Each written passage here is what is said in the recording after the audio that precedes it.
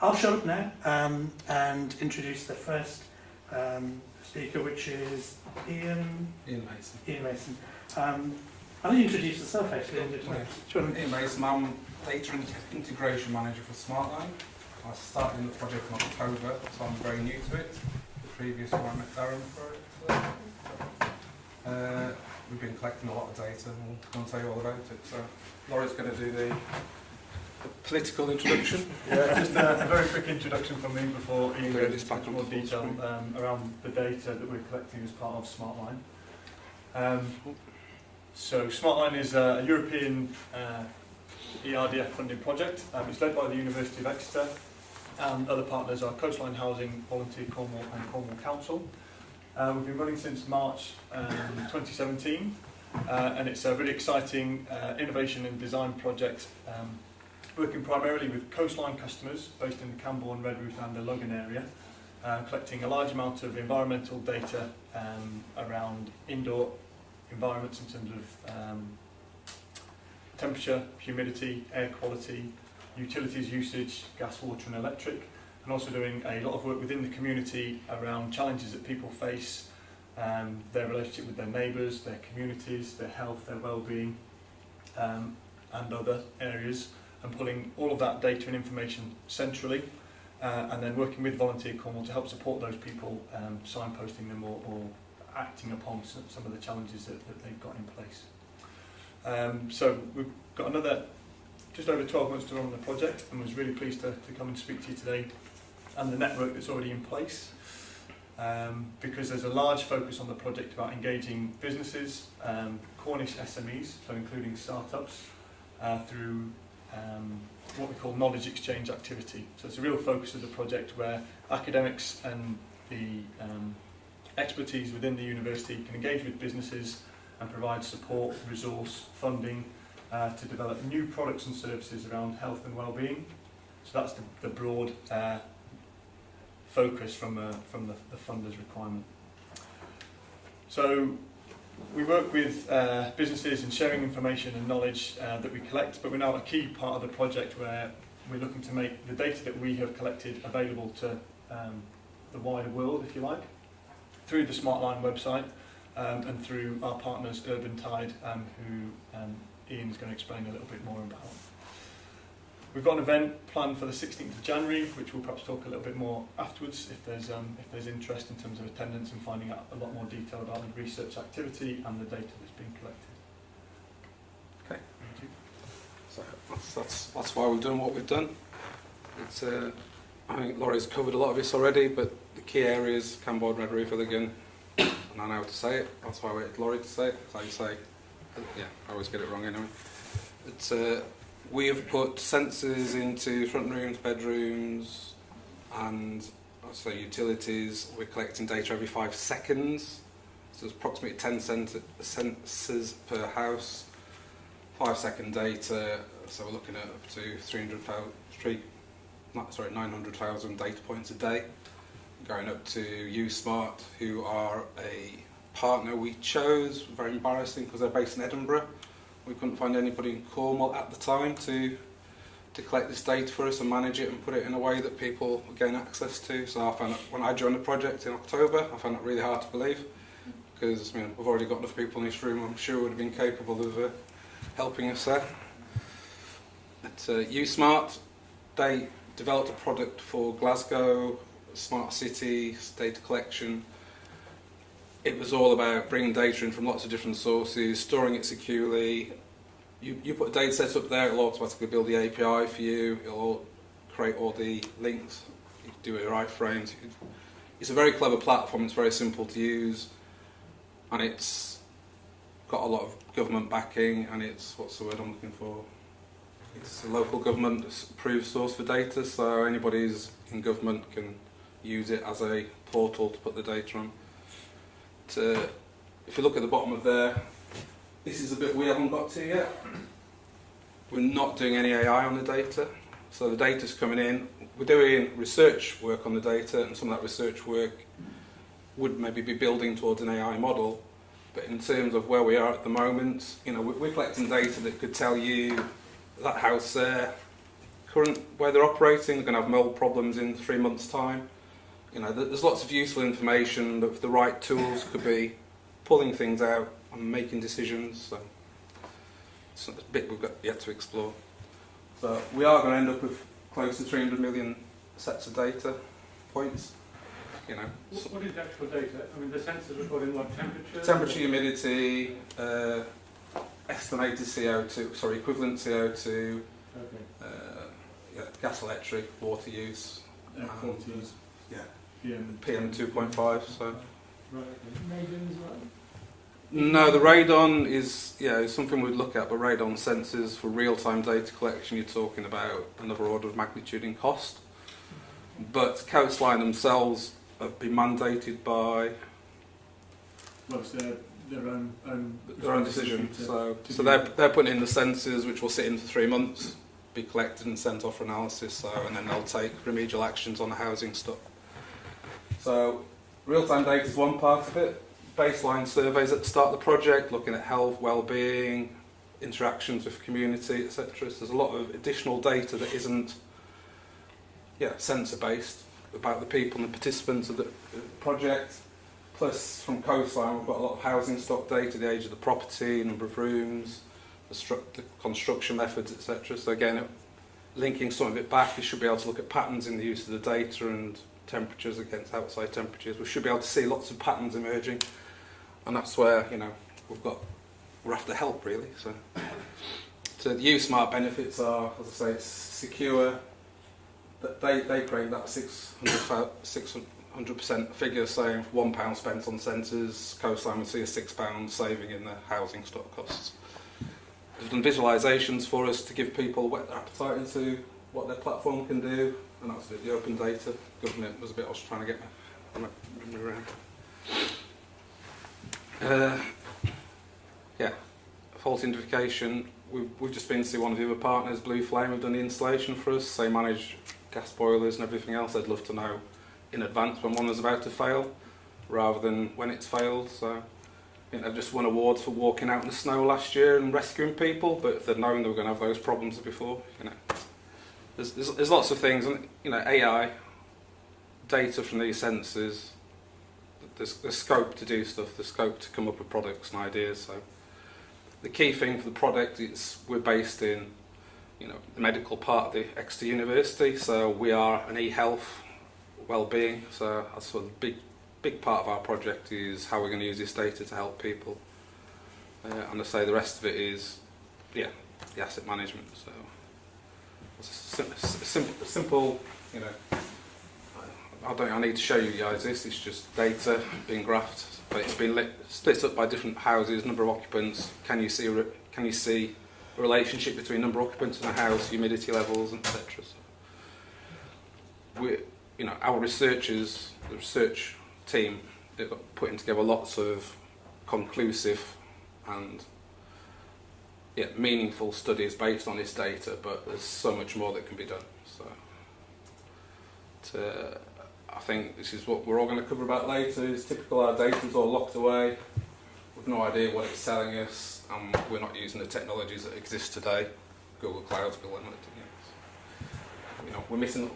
Everybody in the world is still missing tricks, and I think that's what we're here to learn about today. So that's SmartLine. So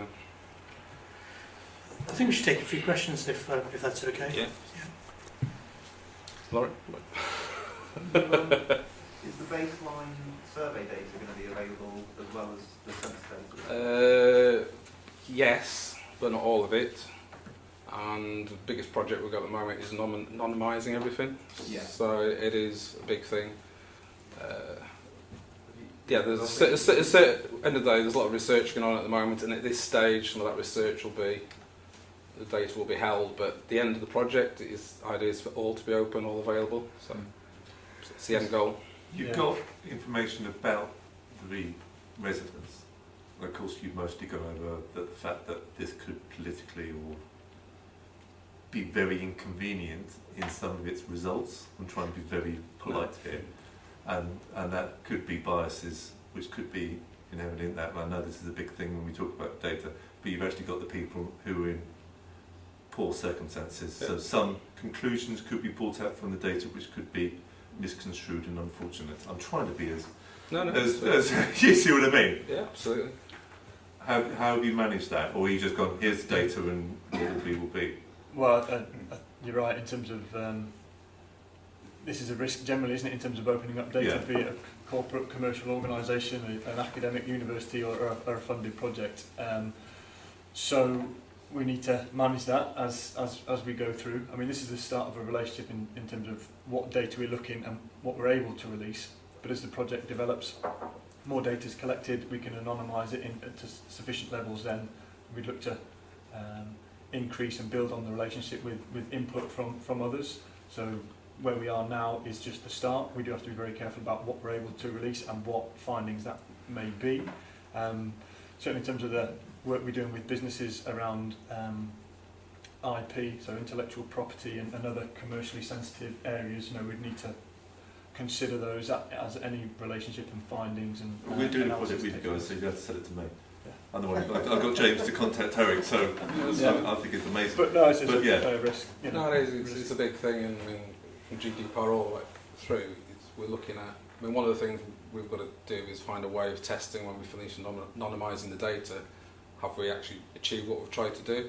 So if anybody's interested in helping us, take a look at the data and say, actually, I can work out which house that is.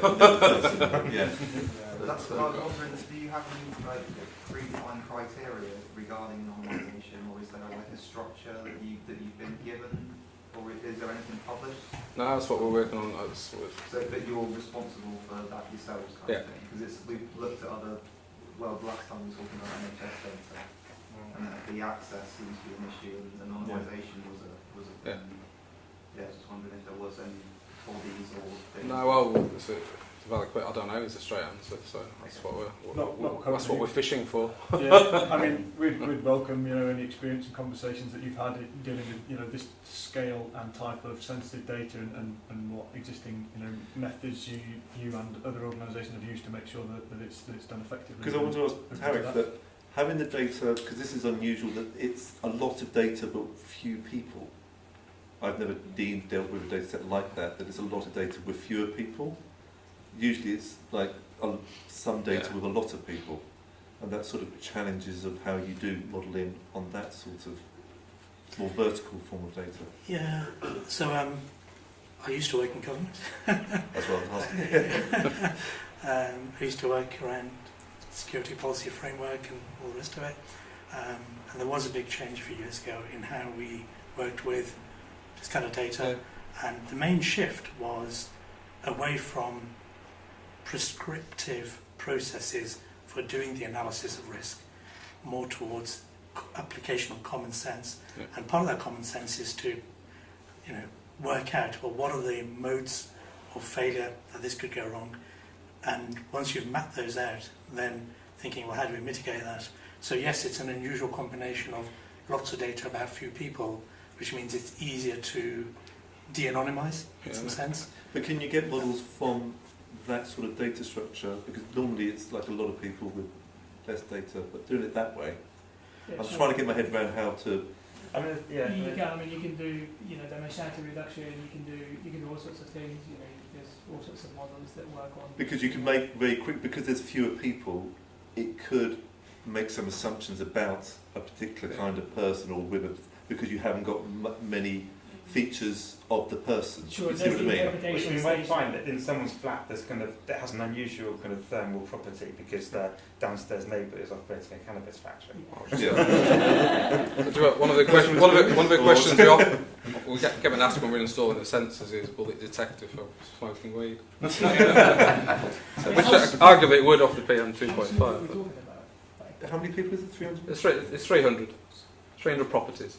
So it's actually being in Cornwall, the anonymisation is going to be a problem, because if you it's not just that, it's a very tight geographical area, and they're all coastline customers. Yeah, exactly. So if you take the postcode out of the equation, then you can't use that information in your models in your postcode. If you leave the postcode, it's going to be very easy to track who that person is, especially Cornwall. It is a challenge. 300. Yeah.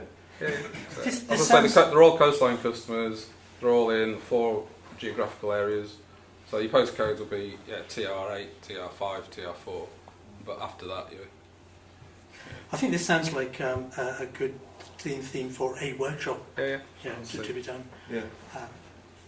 So there's a question over there. What was the uptick on this? Because obviously you had to ask them if you could install the sensors, right? Yeah. What sort of percentage did you get?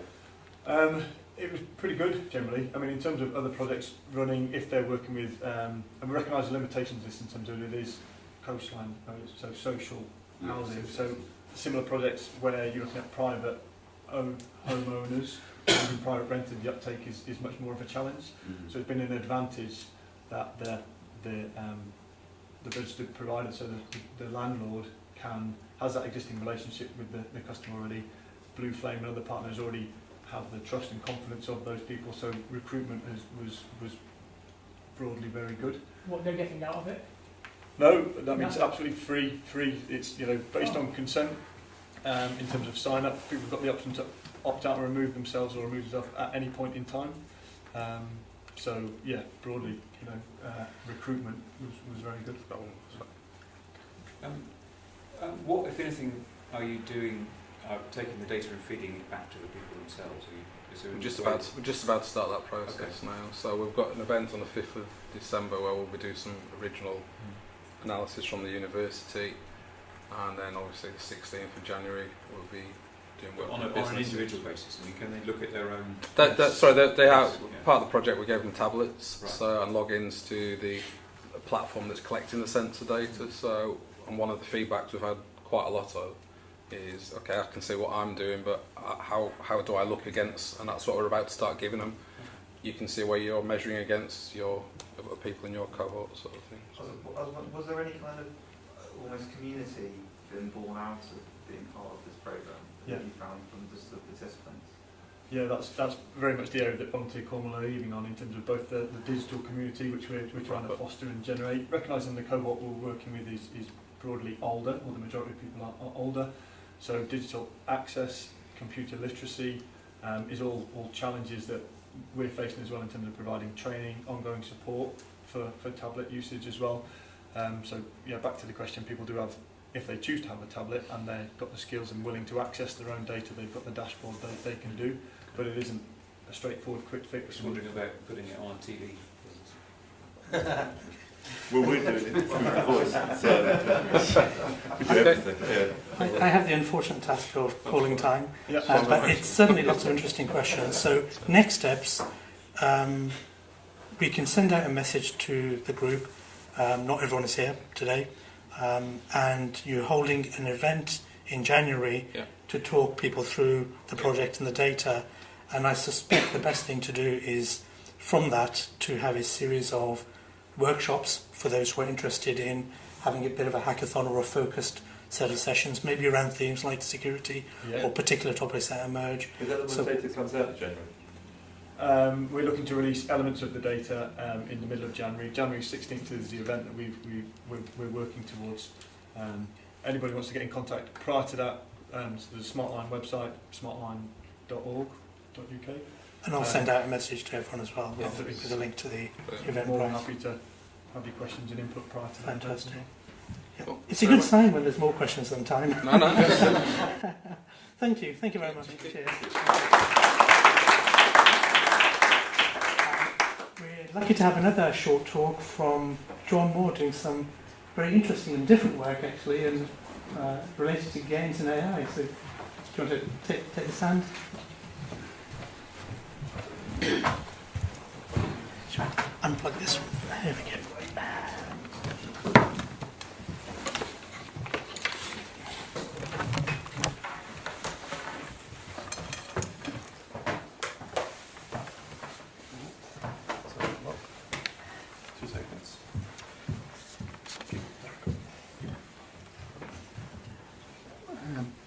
Hello, my name is John Moore.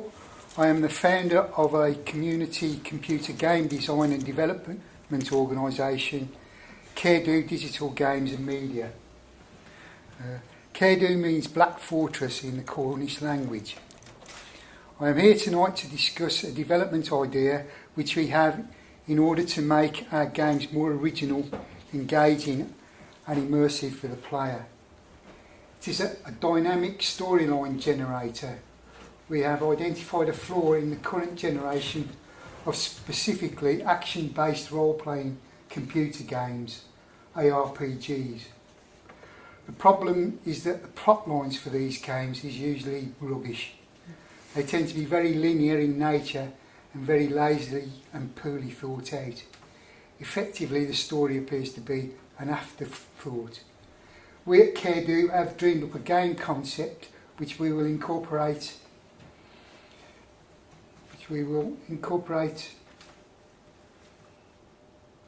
into a collaborative human with assisted AI approach to storyline generation. We intend coding our new game logic using Unreal Engine assisted C++.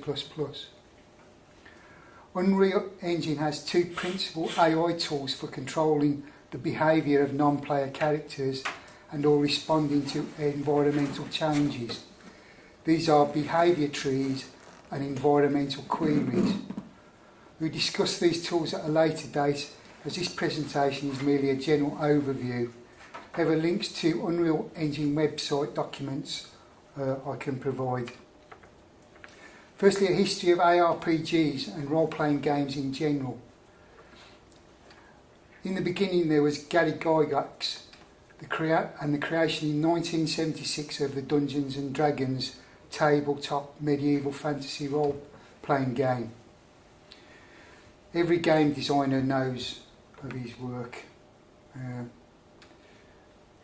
Computer ARPGs sort of bumbled along in the wake of the tabletop gaming phenomena, as early technology wasn't really powerful enough to fully embrace this type of game. A notable exception was probably the text adventure Zork, which had a loyal following.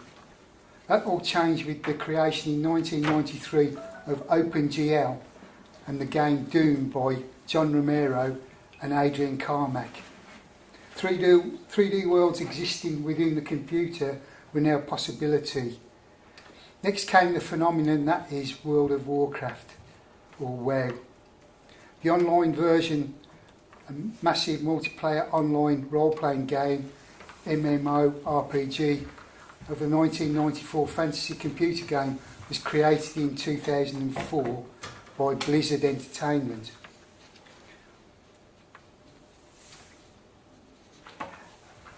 And it's now on its fourth release. At the peak of its popularity, it generated a turnover of $150 million a month. As can be seen, getting things right can be extremely rewarding. With such a meteoric success came the inevitable copyists chasing the WoW money, which has, in my opinion, led to a current malaise in the gaming genre. The customer takes a dim view of copyists, and several companies have failed recently by adopting this tack. I believe the WoW approach has had its day, and if this genre of game is to survive, it needs a new alternative game mechanic and architecture. The D&D and WoW game structure is what I call a vertical hierarchical one, whereby the player progresses in the game by levelling up, gaining better weapons, more powers to defeat more deadly adversaries. The next generation of ARPGs need a new approach.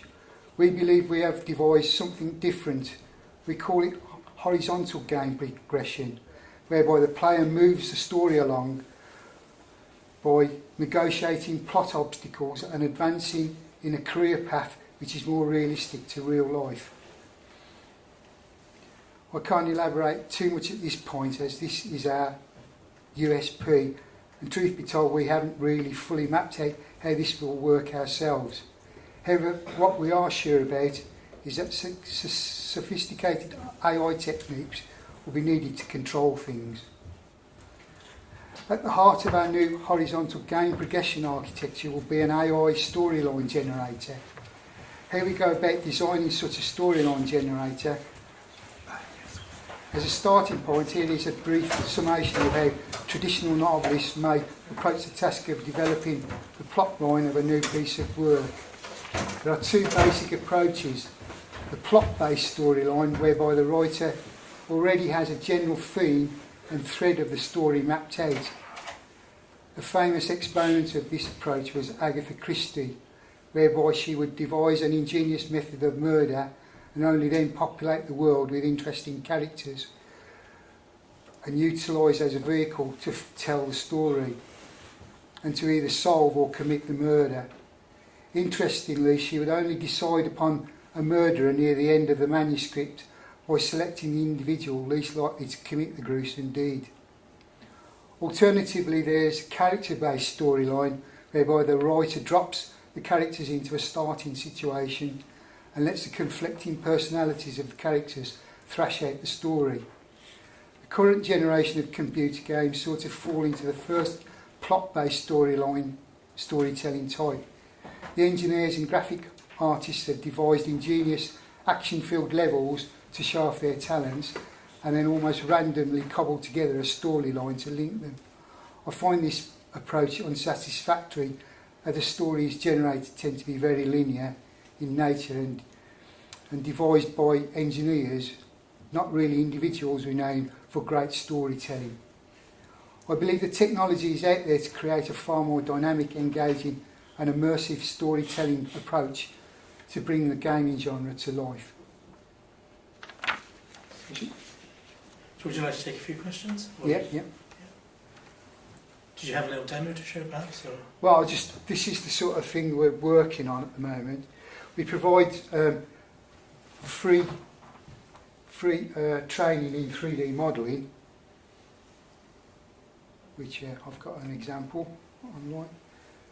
This is my Sketchfab account. We've got models I've designed. That's one of mine. We do UV mapping and texturing of characters. This isn't one of mine.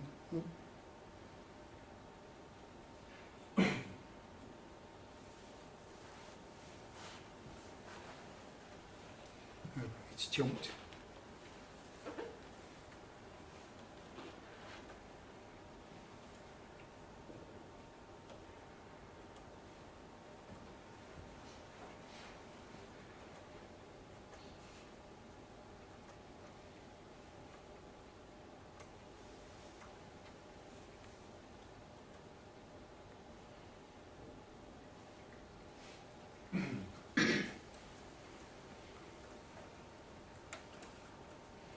That's a completed model with the textures put on. So in essence, I think the core message that I'm hearing is that you're proposing a new idea, which is using AI techniques to generate stories and plot lines and narrative around which games are built, rather than what you see as historically. We've had quite strong graphics and characters and gameplay, but the plot itself, the narrative, the story hasn't been particularly rich. It tends to be very, you bash a load of baddies, goblins or whatever, yeah. and get to the end, and that's the story. And what kind of success have you had so far? Is this a new project that you're... Well, this is a new project which is community based, where just volunteers and hobbyists all collaborate. We're going to use Unreal Engine as the development platform. Okay, so we can put out a call to the members, and not everyone is here today. And is the best thing for them to contact you if they're interested in working with you? I've got this is. I was going to link to my development platform, but I wasn't. You can always send it out afterwards. Well, I've just done a recording of a typical action RPG. This is running on the Unreal Engine. Okay. So this is an example ARPG, just to give a demonstration of the thing running. Have you considered any sort of natural language analysis on current novels or plot points? I was thinking to the last Robotnik. The last meetup that we did, we were talking about analysing Wikipedia and things like that. Have you seen robotics? Well, no. No, I haven't seen that, no. They've done that with like Harry Potter books and everything, and then got the AI to actually do a chapter. Oh, okay, yeah. It's hysterical. Is it? Yeah. But yeah, they do like Trump speeches and things like that, and then the AI does the Trump speech. And There's an annual competition for novel generation, and I think it's been going for many years, and it's got quite good. I can post a link. I think maybe there's some methods in there which might be useful. But see, my idea is that people, it's more of a gaming system than a game per se, and it's got more of a collaborative approach with the players. So the AI follows what the players do. Okay. So the players write their own dialogue, and then the AI scrapes the best ideas and stores them in a tree, which it can use for a new game. Yeah. So it's building on itself. Yeah. That's interesting. Is a lot of it about making the NPCs themselves have more depth? Yes. In terms of their reactions and so on. They don't just run away when you shout at them. That's You know, they well, see, back. at the moment, sort of emotional depth to a non-player character that That's actually would generate. And if they were reacting to each other, without any real, I mean, there's not sort of AI overall writing a plot, but actually having each character having intelligence and emotion in this environment would actually almost as an immersion effect produce a plot. Yeah. It's a bit like the way that games went from rail games to completely explorable worlds, but with NPCs. Yeah, yeah. Just last week, my son Josh, we've got Watson working inside Unity. So the fact that you can have NLP with an NPC, which I think is really cool. It's something that was a side project. I think that's really cool. So our interest is virtual worlds with NLP, communicate with NPCs, because conversations with NPCs are horrible. Yeah. But to have the conversation with the mic, so to like hold down a key, have a conversation with the mic, it's been really challenging. Watson's the only one who's really got any sort of interaction in these virtual worlds. But then to have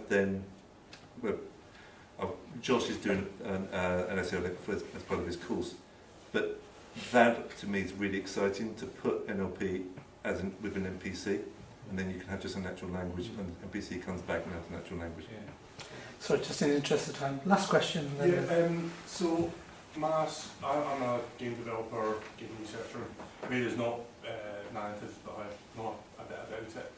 And traditionally, obviously, games have a sort of very linear narrative. There's been a bit of work, but there's a lot of stuff out there in the interactive fiction world that talk about generative narrative and using AI and various other interesting narrative techniques. So I'd certainly take a little step away from the sort of game side of things and look at the stuff in even the old hypertext kind of world had a lot of this kind of creeping in, and now that's kind of coming towards games a little bit. So I'm happy to have a chat like over email with you. Fantastic. I can throw some like researcher names your way who are doing work in this space.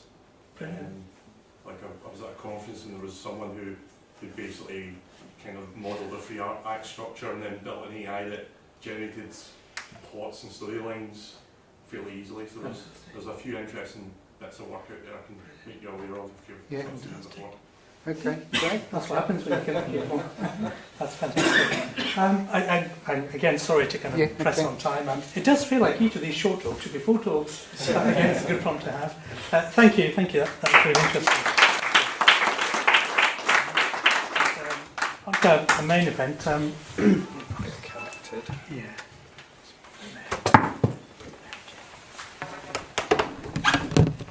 So I think we're very lucky to have someone with the kind of experience that Rob has. You know, everyone is very kind of excited about things like big data and working with data that spans over multiple kind of nodes and these databases like noSQL type databases. There's a lot of buzzwords and a lot of hype, certainly there was a few years ago. It's very rare to meet somebody who's actually seen it in action and knows what works and what doesn't work. So I think we're very lucky to have Rob today to kind of share with us his knowledge and his experience. And I also want to say an extra thank you because I know Rob has been extremely busy recently, and I think I got close to bullying him into doing this. Not quite.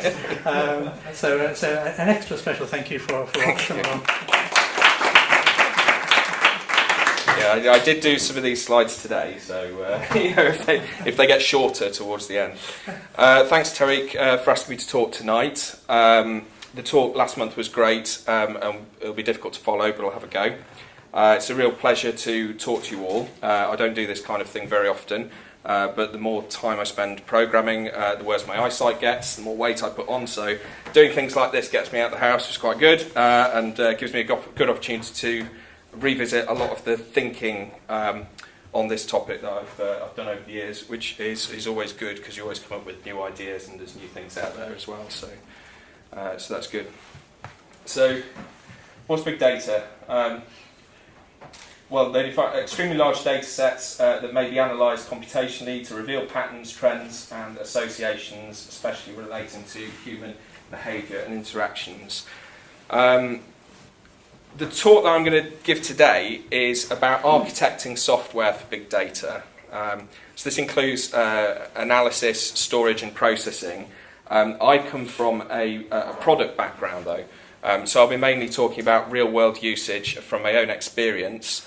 I don't come from a theoretical data science background, which is why it's interesting to come along here and learn so much more. So I'm coming from an engineering background. I can give you some real-world advice and hopefully give you some tools and techniques which will help you. So what I deal with a lot with big data is what happens when you want to process some data and it's too big for the RAM on your machine. That's one thing. But then if you go a step further and you go, well, what if it's too big for the storage on your machine? And then you go a step further and look, what if it's too big for the biggest server that's ever going to be able to hold it? And then there's redundancy. So ideally, I should be able to walk into a server room and pull any plug out of any machine, and nobody notices apart from maybe the power company. And the other thing is complexity, because like we build real-world products, and there are loads of people working on this, and sometimes you're working with junior devs, sometimes you're working with really experienced devs, and often like the simplest solutions are the best. And so sometimes managing complexity is a real big part of my job. So what I'm going to try and talk, I'm going to cover like a huge load of stuff today. So I'm not going to talk in kind of language specific stuff. I'm not going to give like live demos or anything like that. I'm not going to give code examples because we're talking like a higher level really than this. It's kind of an overview over what's available. It's about the design and the thought process. Hopefully I'll be able to show you some solutions to some common problems. And the other thing is, so I'm interested in building real projects, not proof of concepts. There are a lot of people that, a lot of projects that you work on, and you say, well, this is never really going to work if you succeed. If the product does well, it's never really going to scale to do what you want it to do. And the usual answer is, oh, don't worry, we'll deal with that problem when it comes to it. Do the quick, cheap thing now. There's basically, if you're interested in testing your business, who's read the Lean Starter by Eric Rice? It's a really great book,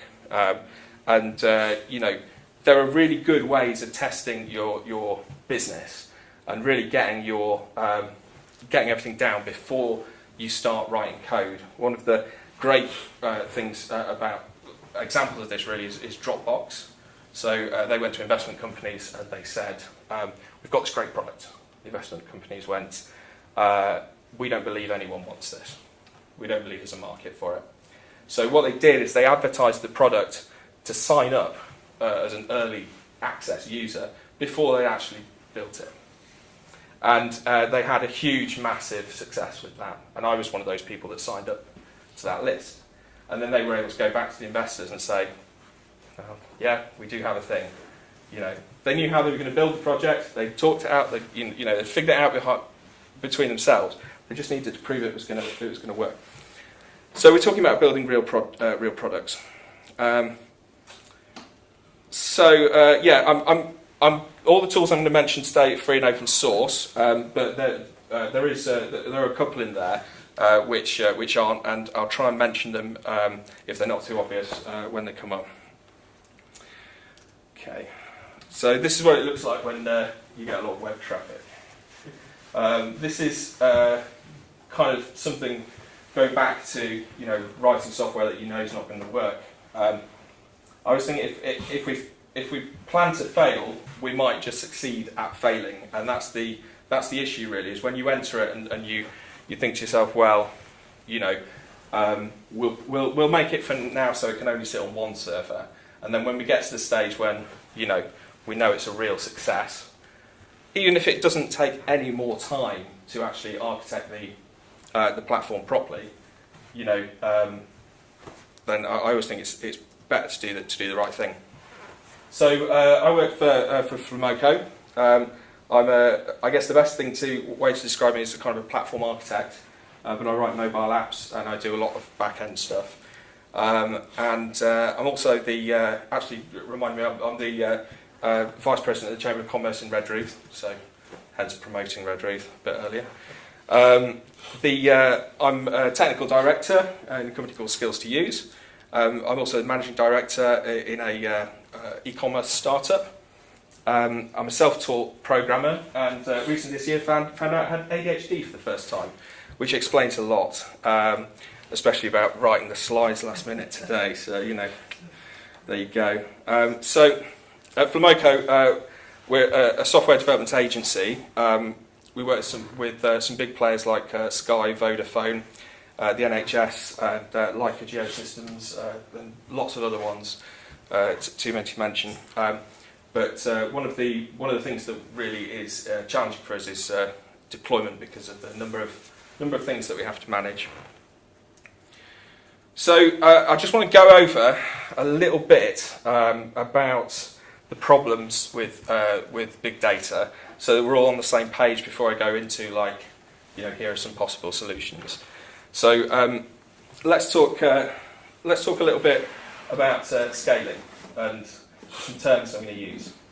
Vertical scaling, essentially, I'm going to build something that can only ever be on one physical computer, and then I'm just going to make the computer bigger and bigger and bigger. And this is very much the old mainframe approach. So you buy a bigger server, you buy a bigger server, you buy a bigger server, and then you get to the point where there isn't a bigger one, or the power goes out. One of those two. Horizontal scaling, you just add more boxes, and it should be able to handle more traffic. It should be able to store more data. So these are some harsh requirements that I try and look for when I'm deciding on a technical solution to a problem. I don't think that storage should be a limitation. If I'm choosing a database or I'm choosing a storage engine, I think I should just be able to add more boxes. And that means reads and writes as well, because obviously it's all very well storing a lot of data, but if you can only access a small portion of it at a time, or write a small portion, that's no good. I need solutions to be redundant. I need if a server goes down, the data needs to be somewhere else. I need it to automatically fail over to another server. So if there's a process running on that machine over there, that server goes down because it's on fire. Another server goes, Dan's dead. I'll take over his job. And also, backup, I think is something that really should be integral to the whole thing, because it often gets left off. If we're to be honest, backup is often the last thing that we think about, and there's an awful lot of viruses and things going around these days that actually encrypt online backups, and then you end up in a bit of trouble, because you find out you thought you were backing up, but because they're mounted on the machine or they're available, they've all been encrypted, and if you've not got offline backups, then that's a big problem. So when I'm talking about clustering and I'm talking about upgrading machines, I don't want to have to build an entire new cluster from scratch just to move my data over to a new version of the system that I'm running.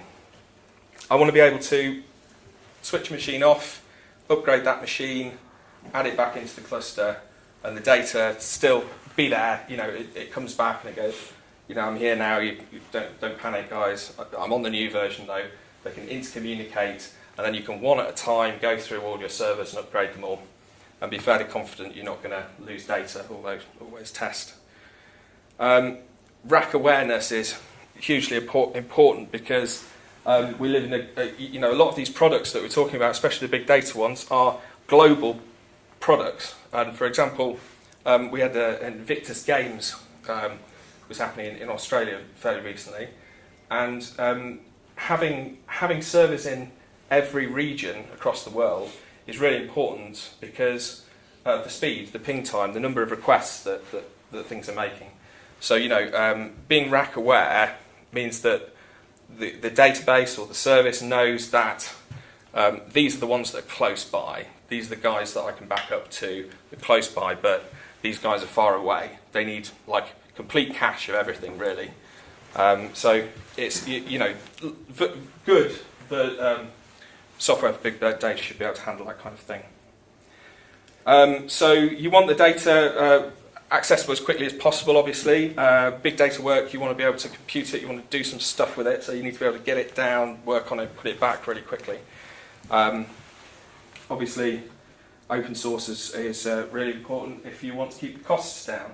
There's one of the things I'm going to show you, there is a paid version, which I think is like £3,000 a year for one node, which doesn't really make sense when it's a piece of software that's used for scaling out on multiple servers. I see what they're getting at. So I also want it to be cloud agnostic. Now this is important because of lock-in, but it's also important because some clouds are better than others. And there are times when you think that you put all of your eggs in baskets and in availability zones, and they won't all go down at the same time, and sometimes they do. And also, there's always the zombie apocalypse that we have to prepare for. That we can, Brexit, maybe, I don't know. We can grab the CDs from the corner of the room and leave the country with all of our data to start up the servers again. So you don't always know that you're making a big data application. All big data applications start out with small data. That's the problem. Things from my background, I started out in music, and the big data that I was dealing with was always audio files and multimedia, video editing, and that kind of stuff. And that's one of the really, really quickest ways to fill up a hard disk. But there's also like rapid sampling. So one of the projects that I was involved with was riding motorbikes around racetracks in order to test suspension parts and things like that. And you can create, if you're using sensors, you can create a lot of data very, very quickly, as in the previous talk. It's good to have, but sometimes you've got to manage how that data is going to flow into your system. Scraping, that's important. Google Analytics is, if you think about, if you're capturing analytics data, that's a really difficult thing to do because you're trying not to slow down. The data is not as important as your core product, your core deliverable that you're trying to make. So you're really trying to speed up the collection of that data as much as possible. And there are some tricks that you can use to use that data. But yeah, analytical data is difficult. When you've got lots of users is the big one that everyone wants. That's the problem everyone wants, obviously, because if you've got lots of users, then sometimes lots of money follows. The other thing that not a lot of people consider is that the products that we build, you want them at least to live for a long time. Sometimes the ones you want to live for a long time don't, and the ones that you don't want to live for a long time do. And someone ends up managing them. So a little bit of kind of consideration in the design process and choice of tooling can really help with those. And then of course you've got usage spikes. So I mentioned earlier about the Invictus games. We had a big usage spike on that, and we were trying to figure out what on earth it was. It was like a square wave, and it was the one show. They mentioned it on the TV, and it was really funny because it was like literally like everyone's googling, nobody's googling. So that was quite funny. But it does happen. Of course, you can't really. You can plan for that, but you know if your scaling strategy is we'll wait 5 minutes with this server at 100% CPU and then maybe boot another one. That scaling strategy isn't going to be right for that, so worth thinking about. So I was talking about states become somewhat of a dirty word. So Docker would have us building stateless applications. React would have us kind of passing state through applications and trying to have as little to do with it as possible, sending massive messages back when interactions happen. And I think that's because managed state is kind of complexity. The problem is, though, state is also data. The real world is full of state. Is my arm at 90 degrees? Is it anywhere between there? We can create an awful lot of state really quickly. And you can't really build applications without it. Not the kind of ones that you'll be interested in if you come to listen to me. So if you're willing to accept platform lock-in, we can offload all of these problems onto managed services, such as those offered by cloud providers. If you don't understand the limitations of these closed systems, though, it's important to understand how they're actually working under the hood, because when you're going to find out too late in the process. And the problem is that requires a change in working practices, not another way to use the same tools. So it's worth understanding kind of if a provider is offering you a service, what's it backed on? What's it actually kind of running under the hood? Because then you've got a bit of a better idea of what its limitations are. There's a prize, by the way, for figuring out which drawings I did. So talk to me after. So just so that we're all on the same page, this is kind of what load balancing used to look like. It's a bit rubbish because you send your message that way, it gets split up by a load balancer to several servers, and these are great because they're redundant. So you can lose one of those. That's really good. You can have more of those even. And then you've got like a relational database going on there. Maybe you've got a network file system that's mounted because they've got to have the same data, the same state on them on their file system, because maybe they're storing images and stuff like that. And that's really good so long as your processor bound, like all your work's happening on these web servers here. Your load balancer, well, maybe that's not highly available. What if that goes down? Well, I'll buy one of those from a cloud provider maybe, so I know it can't. There's a relational database there. Well, what if that goes down? Well, the site will go offline. Maybe I can, make that better. And then you've got the storing of the files, which again, it's like, well, that's a really tricky thing with these technologies, these older technologies, in order to make that scale and make that redundant. So tricky problems. There's also like another thing that's happened really fairly recently, which is interesting, is data isn't in the same place anymore.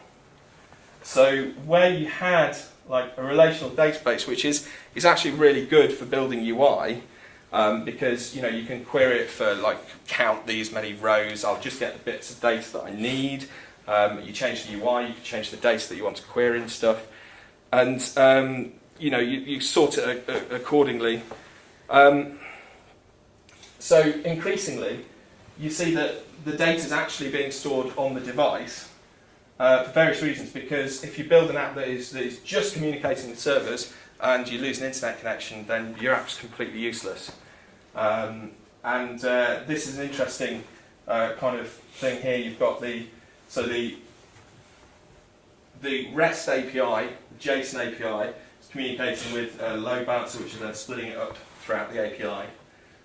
You've got a NoSQL data store, which is returning really quickly, it's also redundant, so it's on several servers, and it's really quickly returning you the results, the JSON formatted that the API needs. And then the device is storing that in its relational database. So, you know, that can be either SQLite on the device, or maybe it's Web SQL or something like that if it's a website. And now that will work offline. You've also got an object store there for storing big files, because what the object store can do is that can serve the files direct to the device without having to put any extra like load on here. That can serve it itself, which is really handy. And you've got like a push notification service, because you've got a pub sub kind of situation where you can talk to the API and you can say, I want to subscribe to these records for this user. So if that data changes, tell me, and I'll get the data from the API.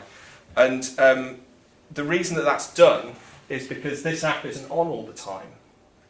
And when you click on that app, when you open that app, you want the data to be up to date. So you've made a change on all your other devices over here, and what actually happens is the push notification service wakes the app up for a small amount of time, and it goes, you know, I've been told that there's some new data for you in the API. I'm going to give you 30 seconds to go and get that data, update the database on the device, and when you open the app, it's all ready to go.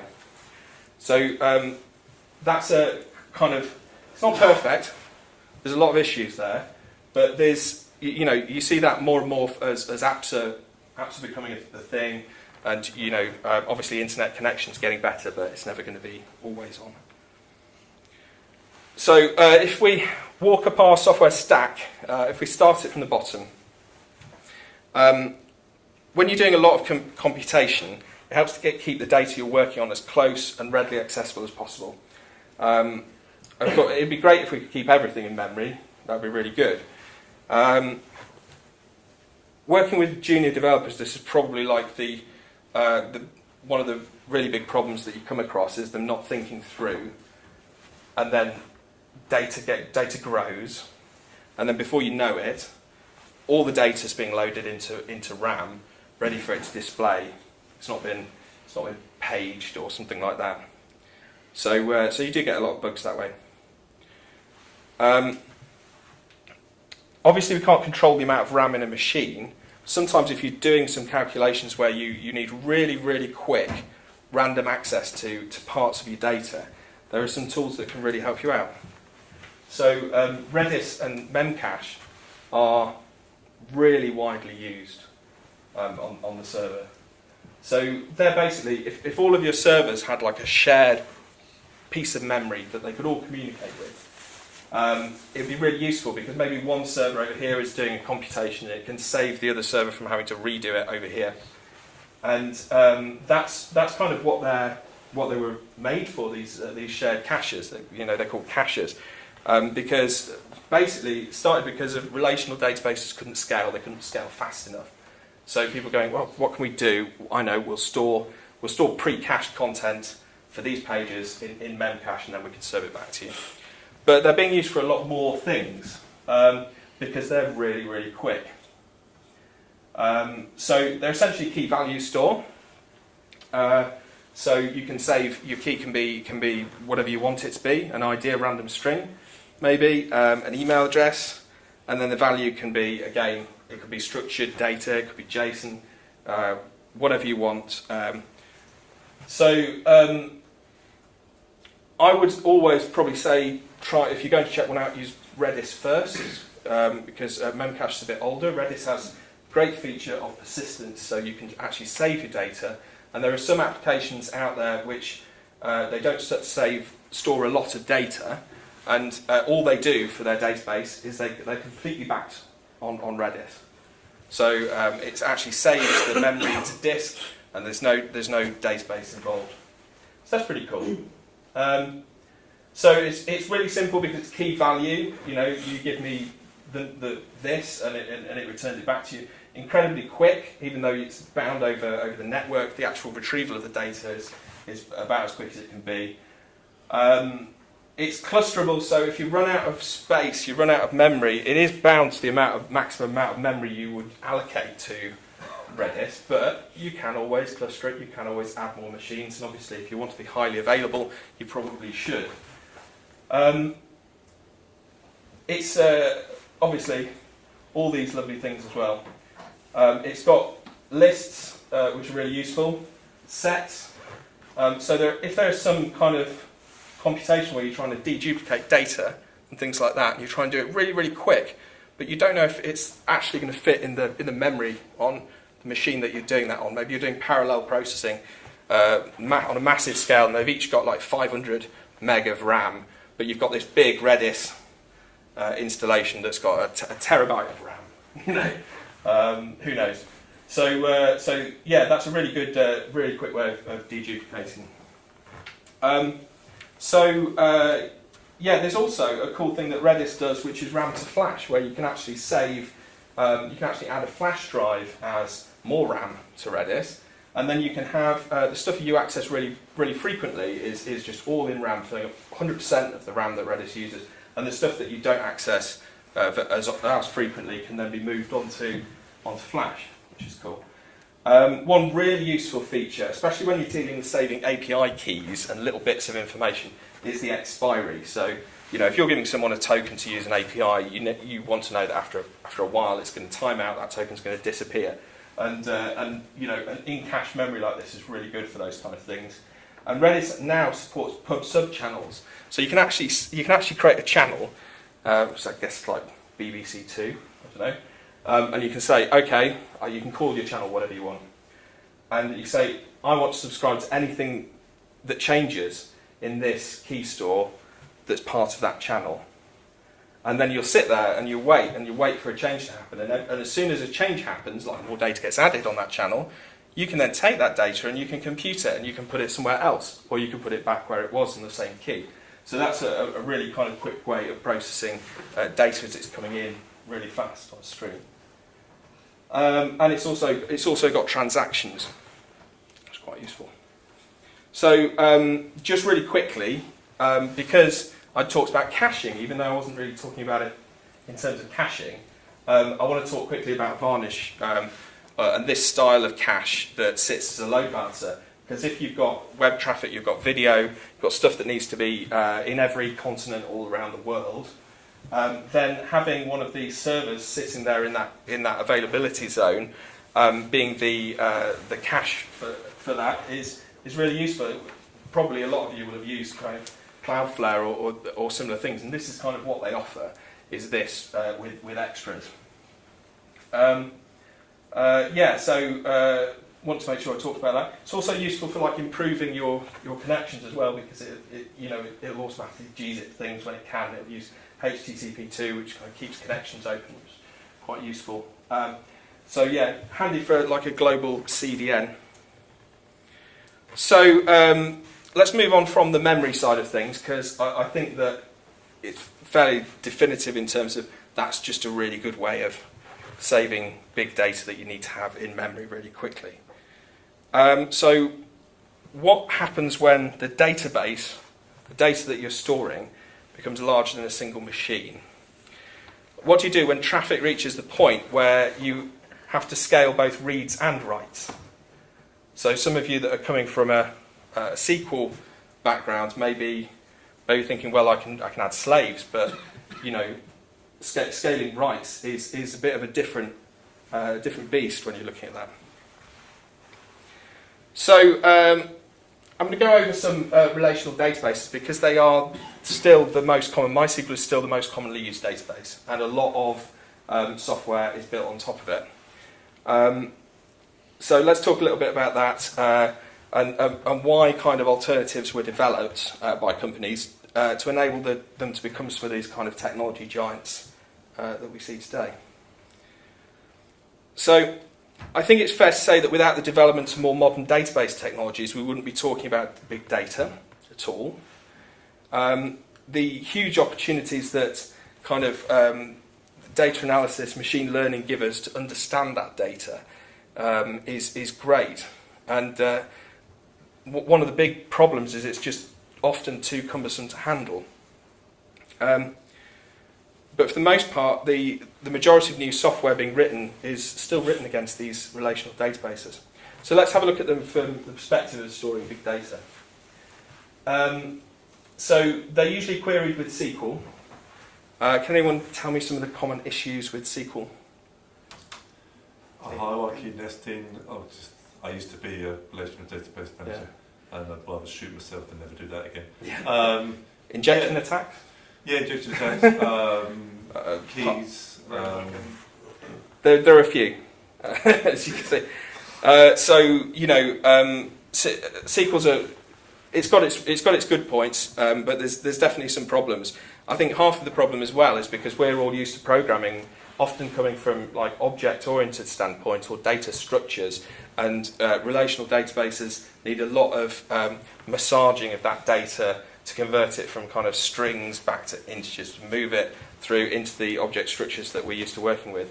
And if we're querying data that's object structures, surely we should be able to use object structures to query that data as opposed to strings and concatenation and spelling mistakes and all that stuff.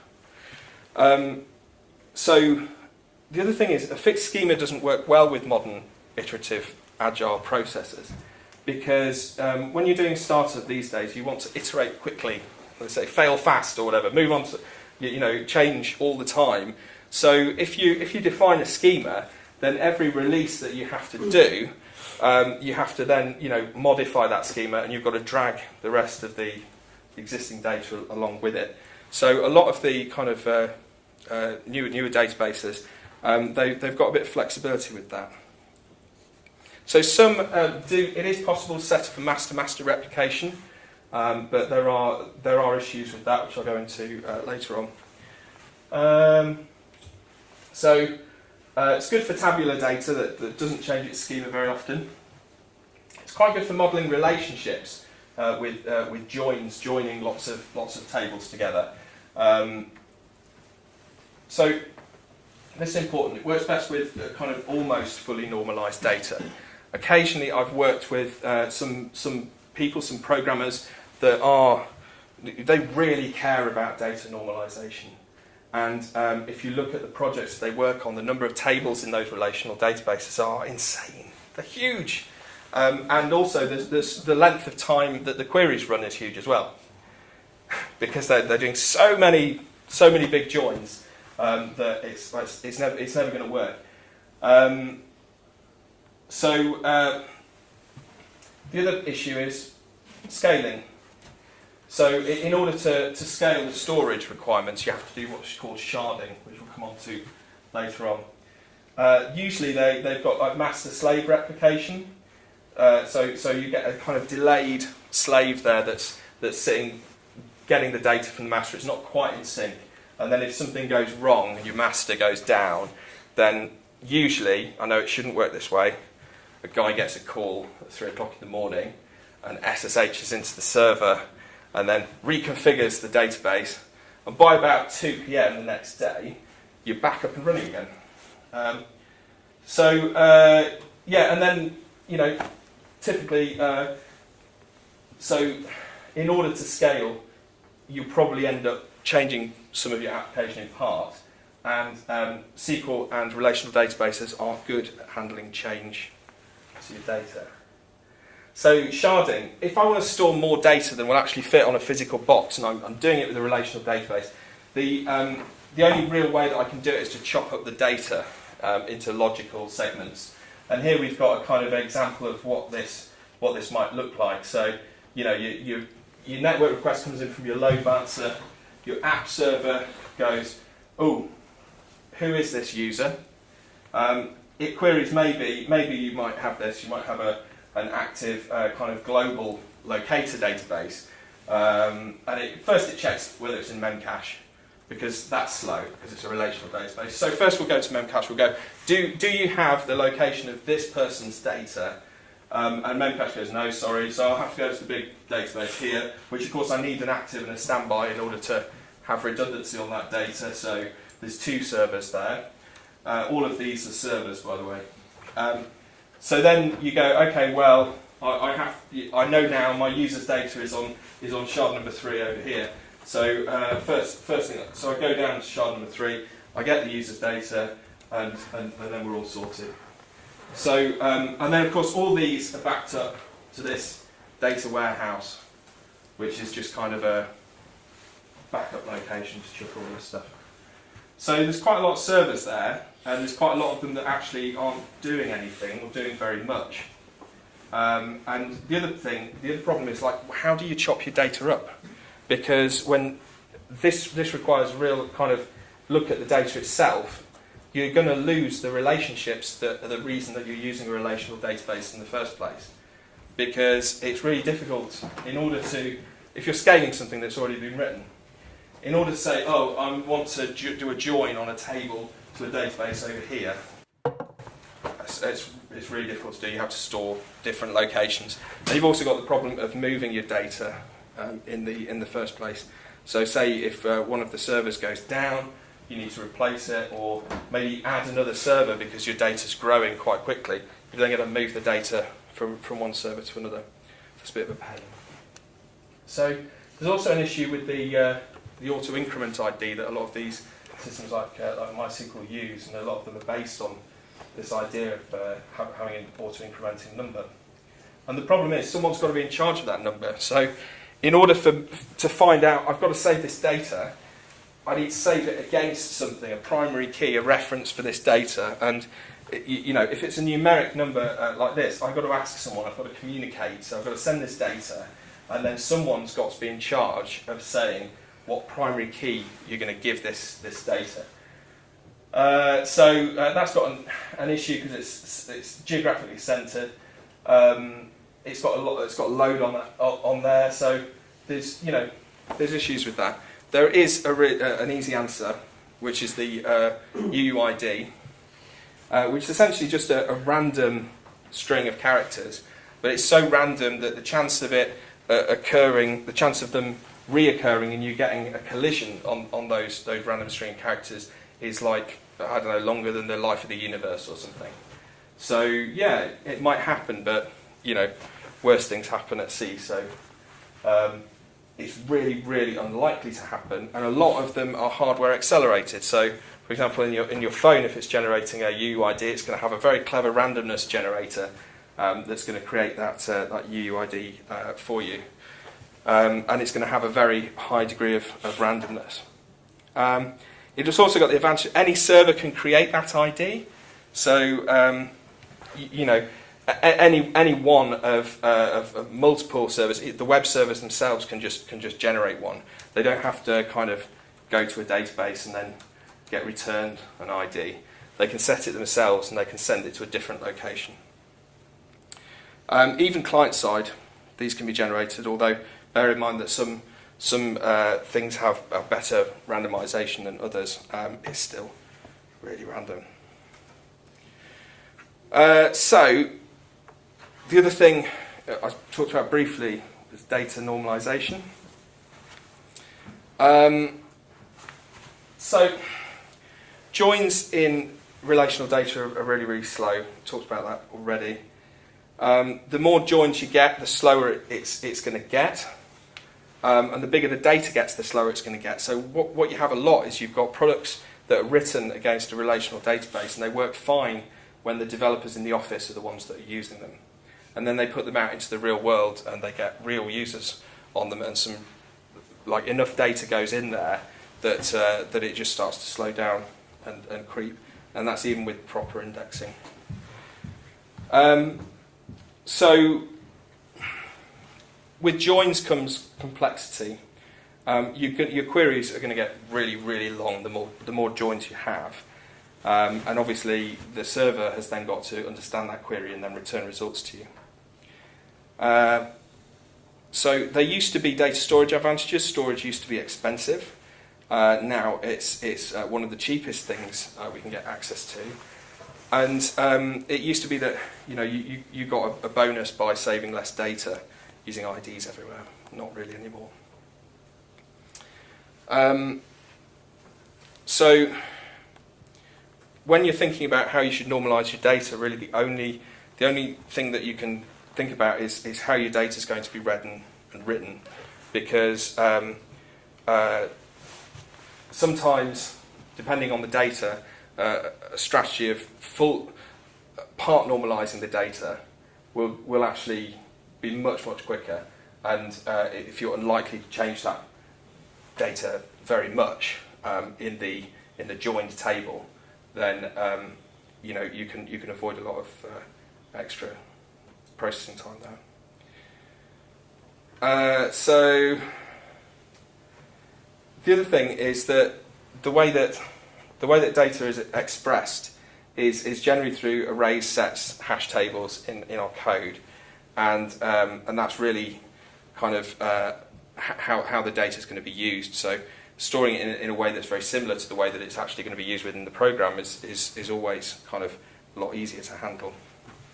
So noSQL is a thing. It was originally named really because it was like it didn't use SQL for querying. Then they changed it because a lot of the NoSQL databases did use SQL, and so now it's kind of stands for not only SQL, which is quite interesting. Some of the extensions to the SQL language kind of can enable it to do kind of multi-dimensional data queries, which is quite useful. Most use functions and methods though in order to do the querying, which is more kind of readable from the code's perspective, and also kind of give you compiler catches when you do something wrong, so things that aren't saved in strings like queries, and you can avoid mistakes that way.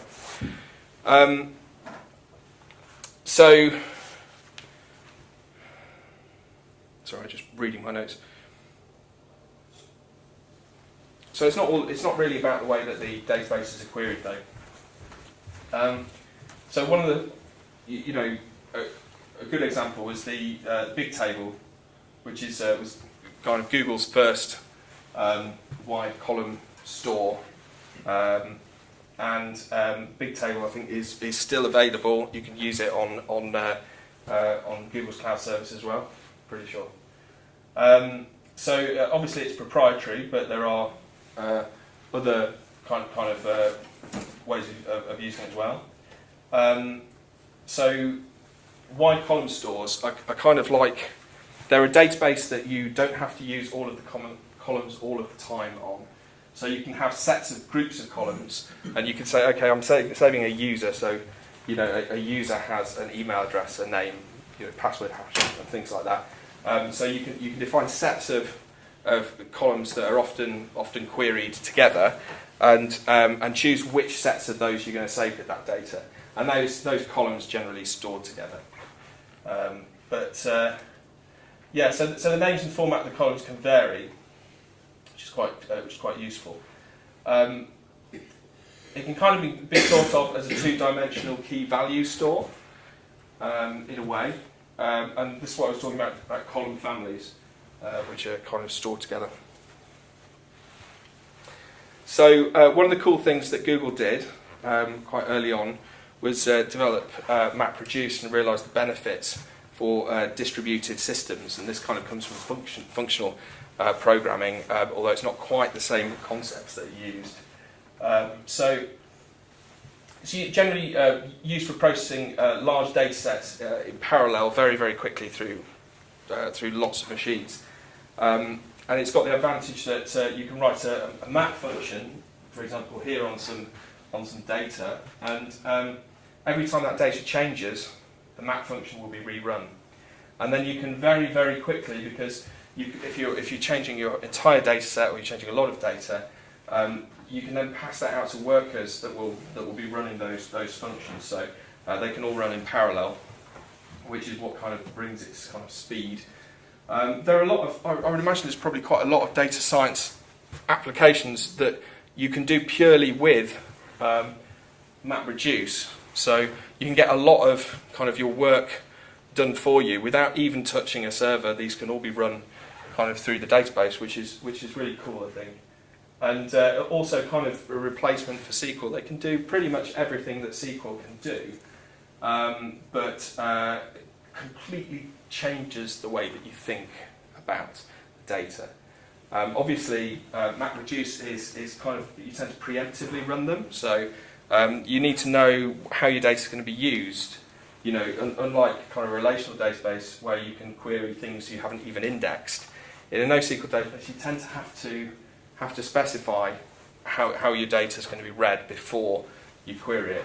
You generally get complaints if you're not indexed the data properly. And MapReduce is kind of a way of pre-indexing that data.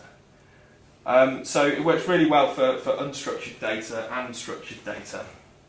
And instead of splitting things out into tables, you know, this older way of doing it, you kind of have the concept of buckets, but there's generally one bucket. There's generally like one thing that you store the data in.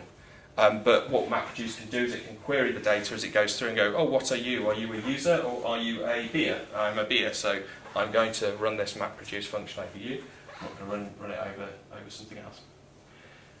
And then, so obviously maps are run over one per database entry document, for want of a better word.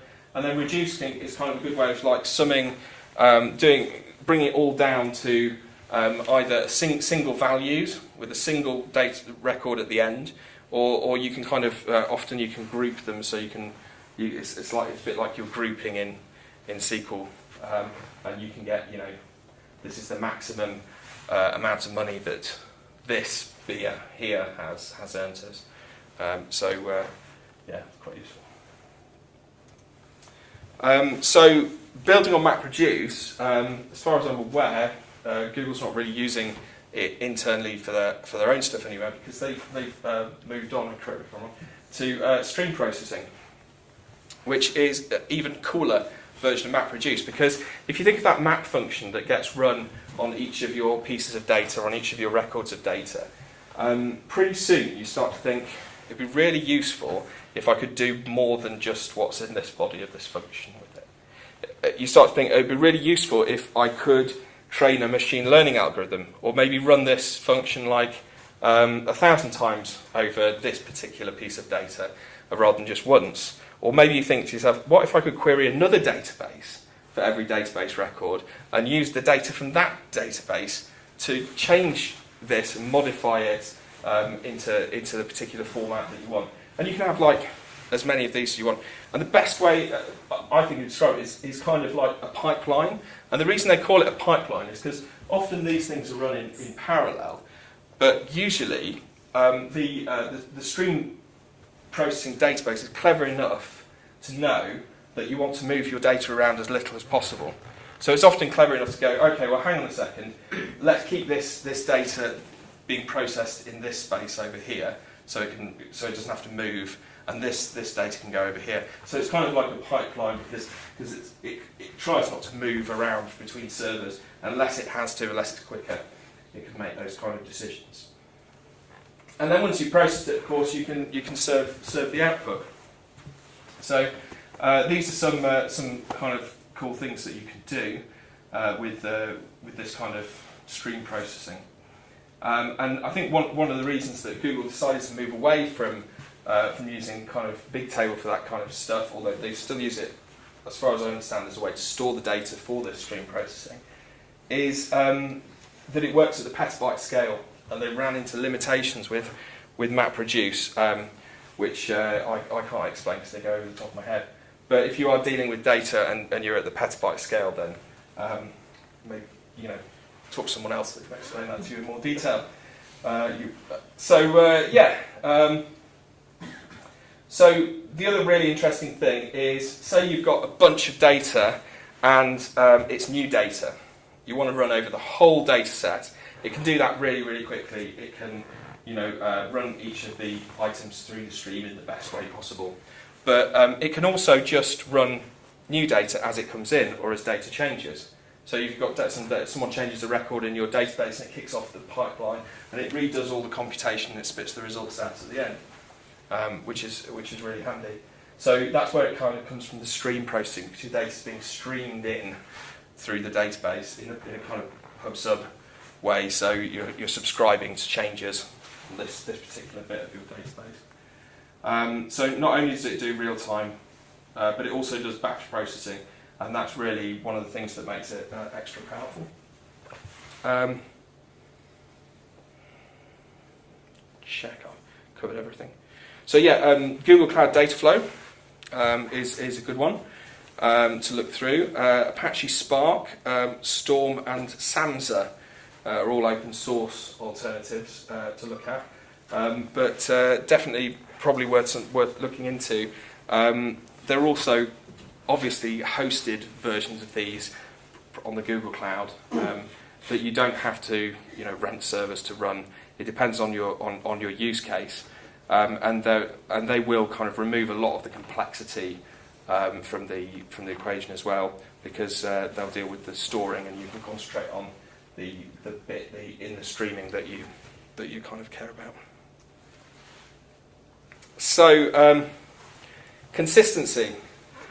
I put nobody's perfect there because most databases, NoSQL databases, don't offer full consistency because of Cap's theorem, in the sense that because the data has to be distributed across several machines, if I'm writing to one machine and another person is writing to the other machine, then those machines need to communicate with themselves in order for that data to be consistent.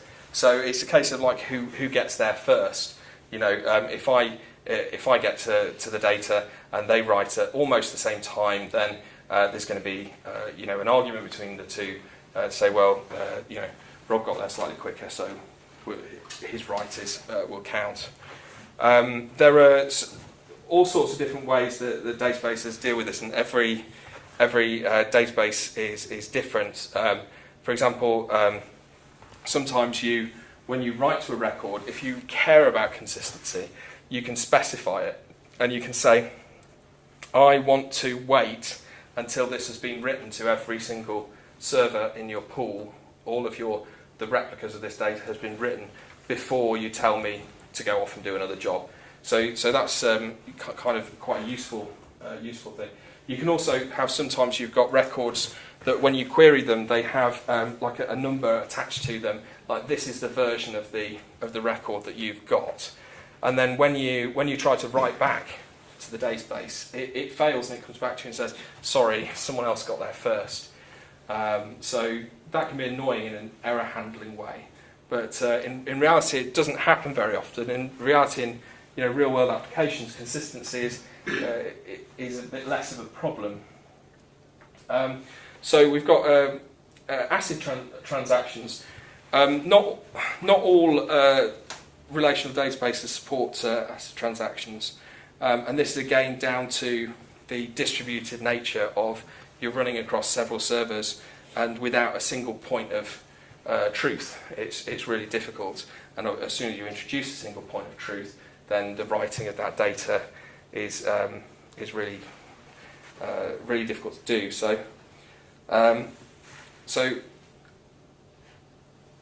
atomacy, the first one, the A. So that's when multiple actions. That's multiple actions as a single unit. So that's kind of passing several operations in a transaction, all that you want to happen. Consistency is future transactions will see the results of past transactions, and that's the really difficult thing about NoSQL is it's really difficult for that to work without there being a single point of truth. Isolation, so concurrency leaves the data in the same state as if transactions were run separately, sequentially, one after the other. So if you run two transactions together, they should come out in that order, in that way. And durability, of course, it's written to disk. Will the data stay around if I switch off a server over here? Well, sometimes when you're dealing with triple redundancy, you decide not to worry too much about durability, because when you're talking to one server and it's written the data twice, you may go, 2 is good enough. I'm going to carry on with my work over here, while you go and write the third copy of that data. So depending on the data you're storing, you may go, well, one write is good enough for me. Some data that's kind of disposable that you're not so worried about, you may say, I only care that it's been written into RAM. I don't mind if this gets lost. So persist it when you've got time to do the job. So the CAP theorem, it's based on consistency. Every read receives the most recent write, which is very difficult, as I've mentioned. Availability, so every request receives a response, which is like uptime, and obviously that's really important with NoSQL databases. Partition tolerance is the system continues to operate despite network delays and interruptions between nodes, such as server downtime. So when two things get separated, two parts of the network, you've got a bit of data over here and a bit of data over here, for a short period of time, and you bring them back together, can it tolerate that disconnection? So obviously, every database has different options. So Apache Cassandra is a really interesting one. Very similar to Bigtable from Google. So it's used in the same kind of way. It's widely used for really structured data. So a good example is like telecom call records. I think it is used really extensively in telecom industry for billing and things like that. It's got SQL, so it's useful when you're dealing with older systems. You've got older code that maybe understands SQL. You don't want to rewrite the whole thing, but it's one table that you're storing. There's really no joins going on.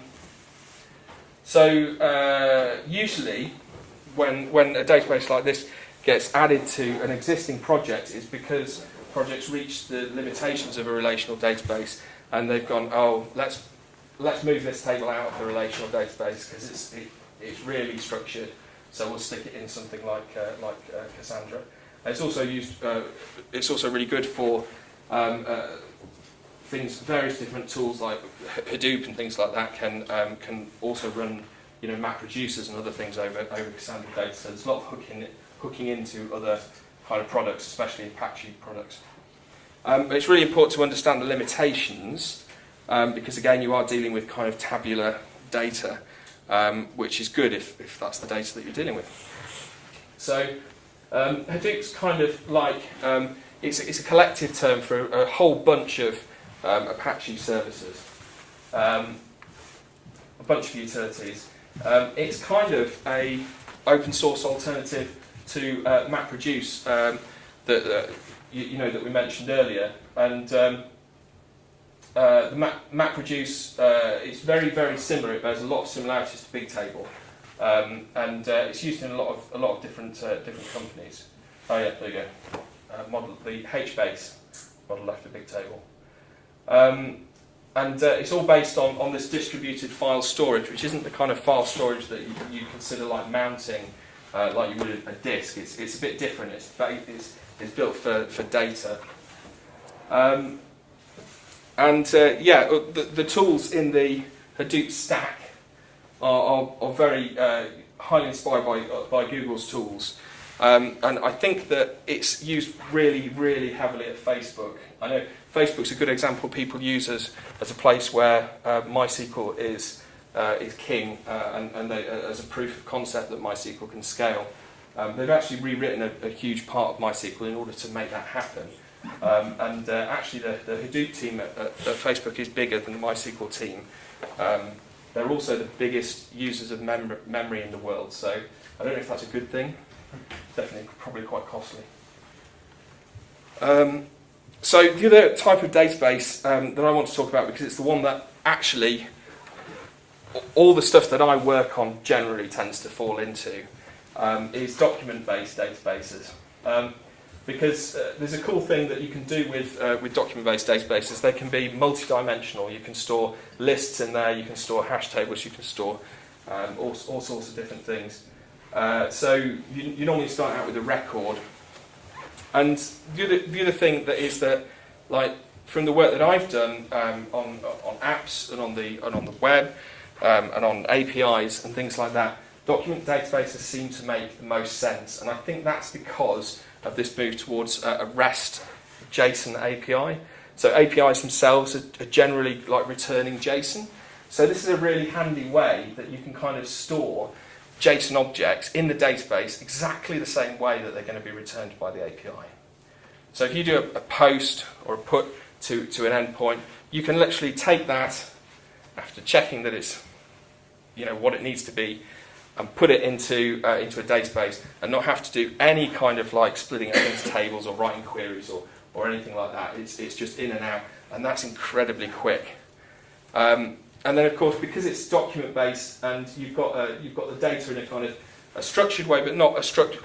These don't have to remain the same. So you can have maybe a certain type of car doesn't have a trim value. You can have other things in there. So there's no structure to the data. And what you can do is, because often you're using MapReduce views, you can in your map method you can account for some fields being there and some fields not being there, and make kind of intelligent decisions about how you're going to deal with those situations.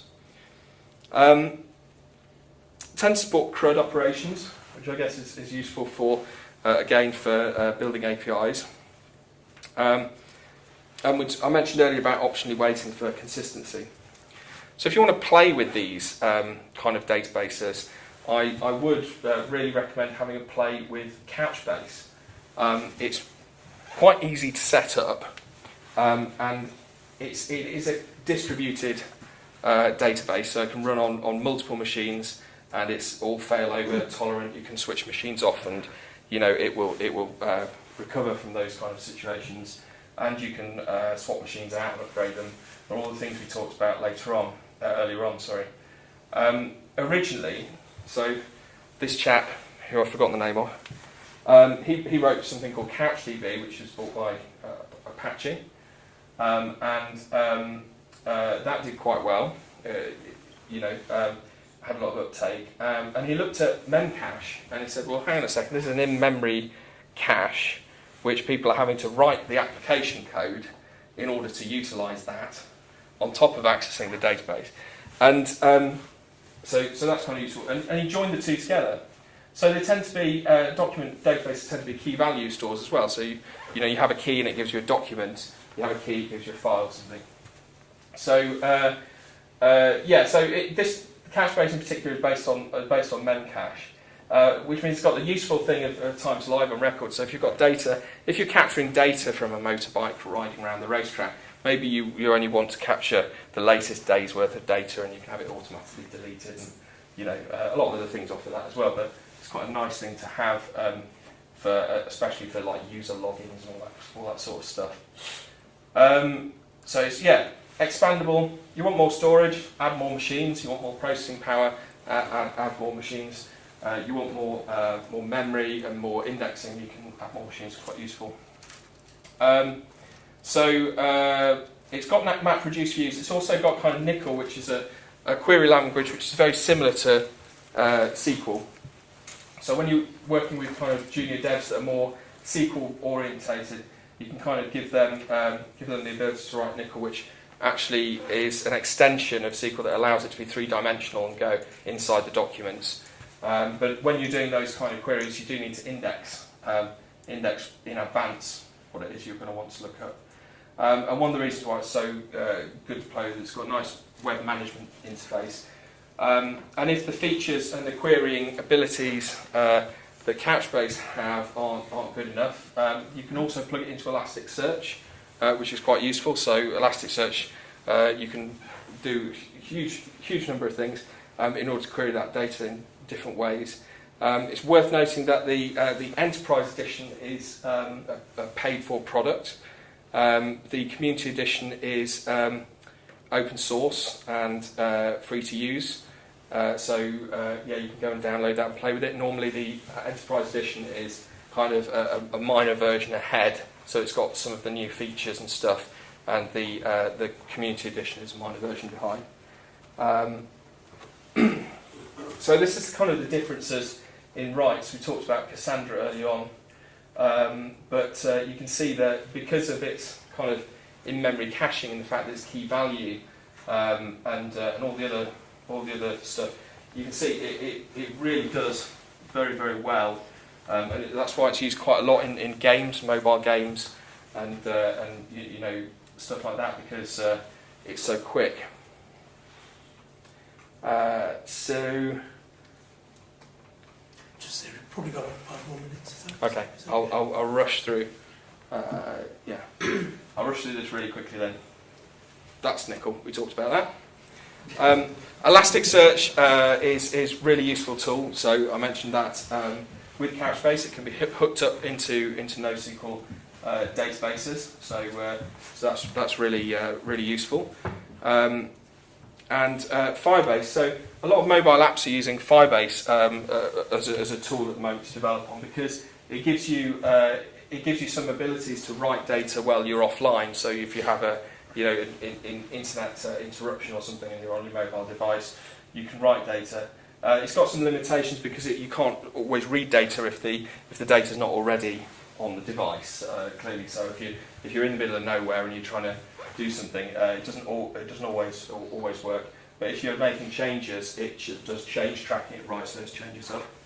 And it's also got some kind of cloud functions and machine learning stuff that you can run over that data. And obviously that's a paid service, but it's getting a lot of traction in the mobile because it makes software development easier. So if we go over files, storing lots of files, we've got lots of different options. A lot of stuff is still working on NFS, but we've also got kind of Amazon, the disk that you use in your Amazon instance, EBS style volumes, which are essentially network mounted block storage. This is really important, object storage, and S3 is kind of the standard API for that at the moment.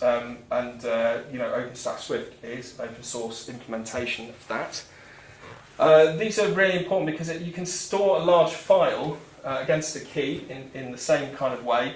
Usually that key looks a bit like a file path because that's what we're used to.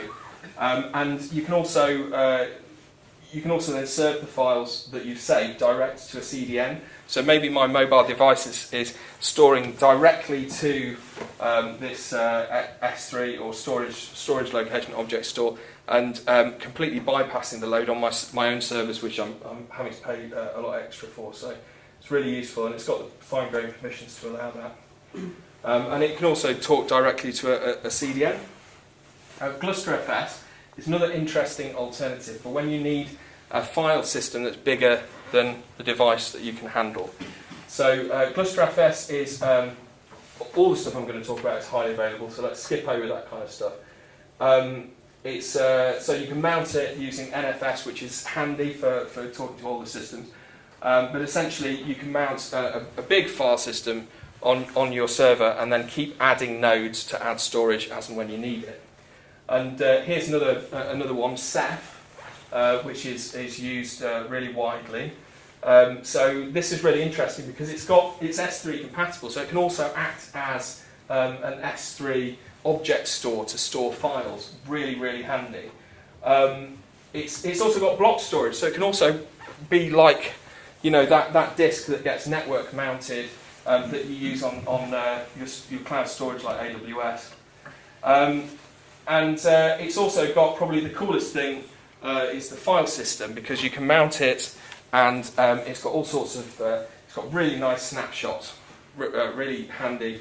Simply making a hidden directory in a folder will snapshot all of the subtree of that folder, and then you can go and delete it with a delete directory command.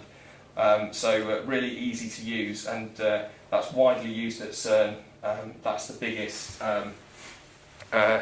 distribution, the biggest collection of Ceph servers. So it's a bit more difficult to use, but definitely it has its advantages, because recently we did some tests of this is Gluster and this is Ceph, and this is kind of response time. You can see this is a load test, so it's real world usage, and you can see there's a huge difference. And I actually spent an awful long time trying to get Gluster, trying to optimise Gluster in order to make it work as fast, but I wasn't able to reproduce those kind of results.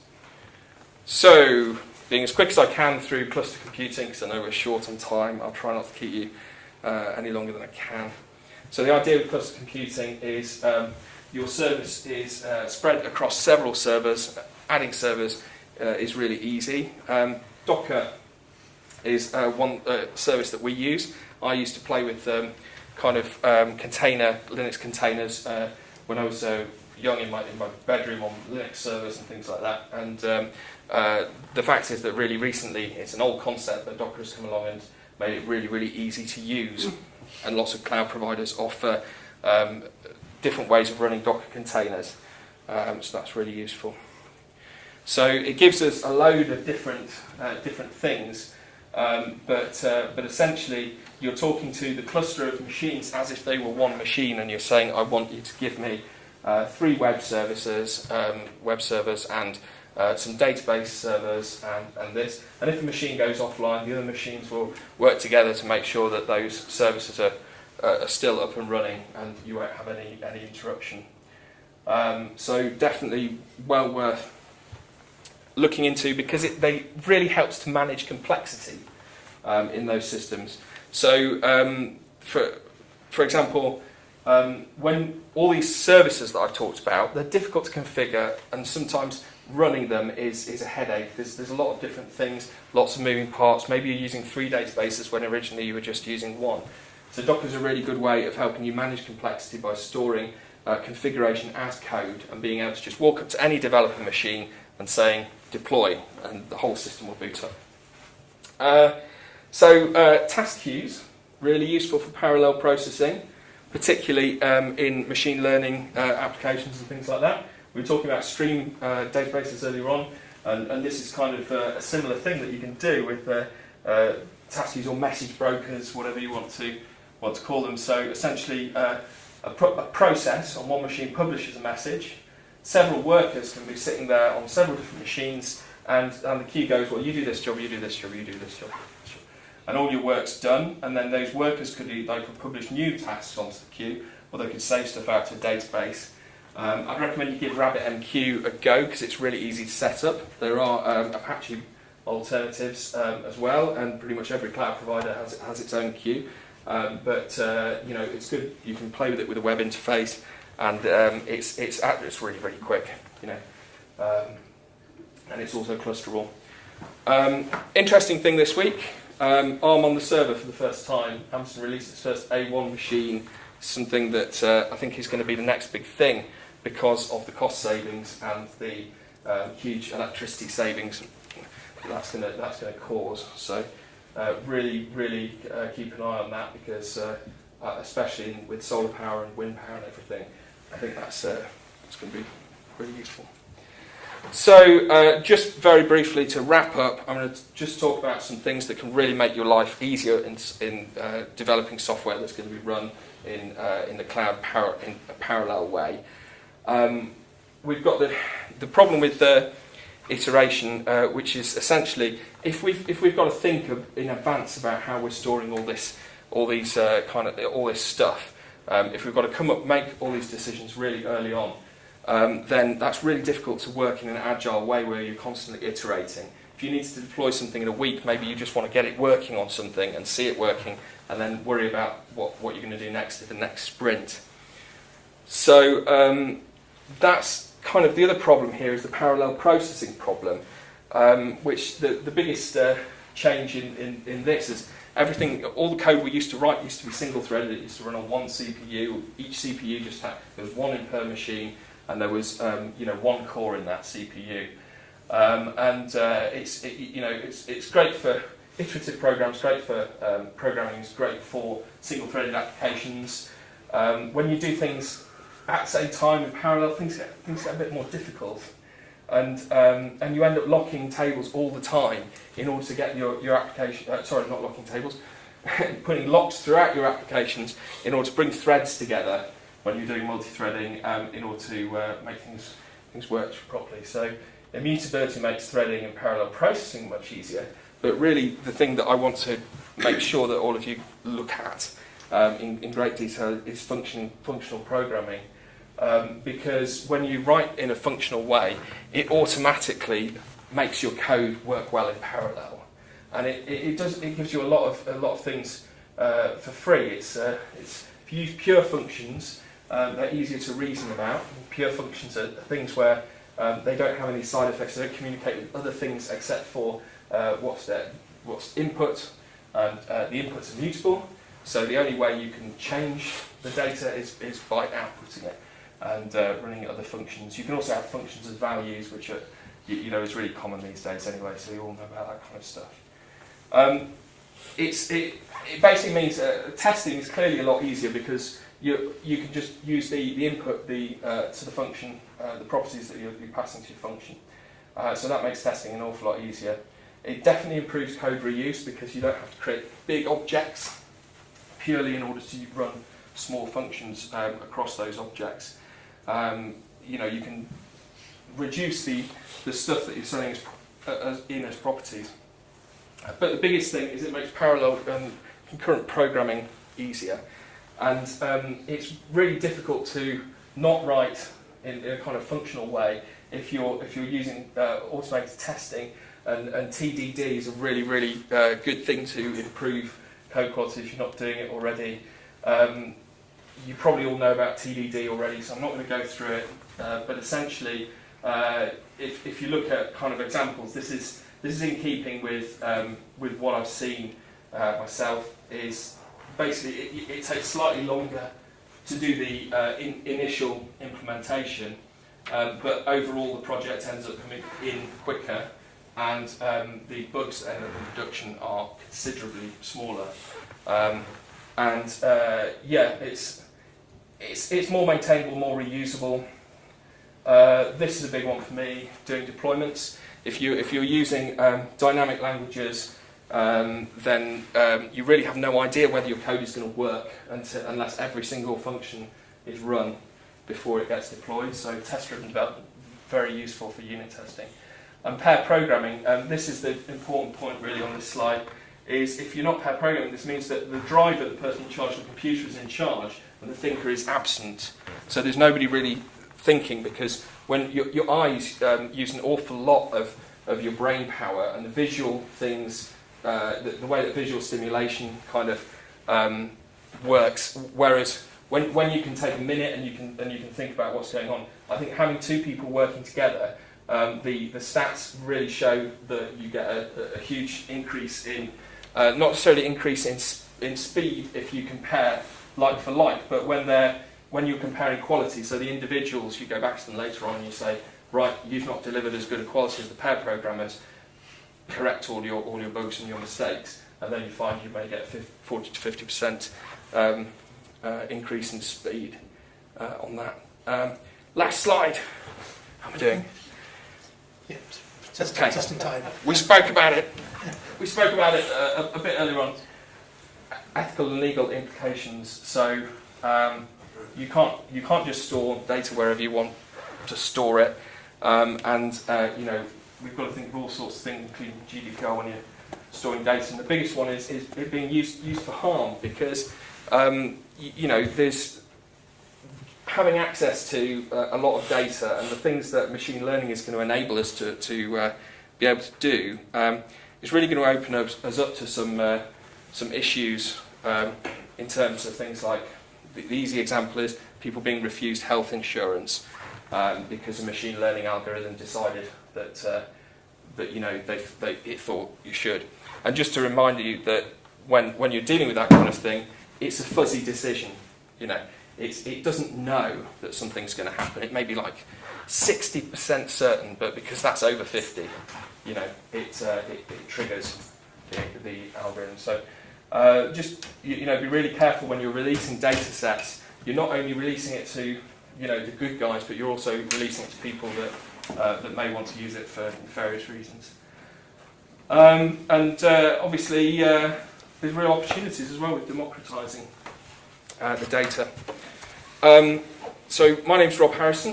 You can get in touch with us at me from OPE, and get connected with me on Twitter. Are there any questions? Or have we got time for questions? First of all, thank you very much. That was a real tour de force. I suspect There's quite a lot more you would have wanted to say, because it is a big topic, and maybe we can come back to specific items. It's a real Future. overview, because there just wasn't enough time to cover all of the areas. Yeah. So if there's topics within that overview that people want to dive into, let me know and we can come back to them in future sessions. We'll have a few minutes for questions.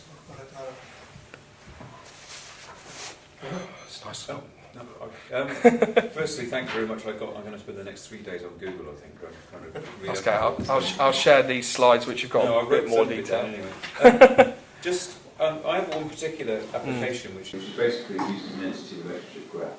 Okay. It's a DRM application actually. It's kind of, the graph is quite similar to our Facebook. Is there, of all those things you talked about, or anything else, is there anything that specifically structures data in entity relationship? At the moment we just think of it as a kind of style schema in SQL, which isn't very efficient. Yeah. But I just wondered if there's anything out there that would do it better. Well, that's a difficult question to answer.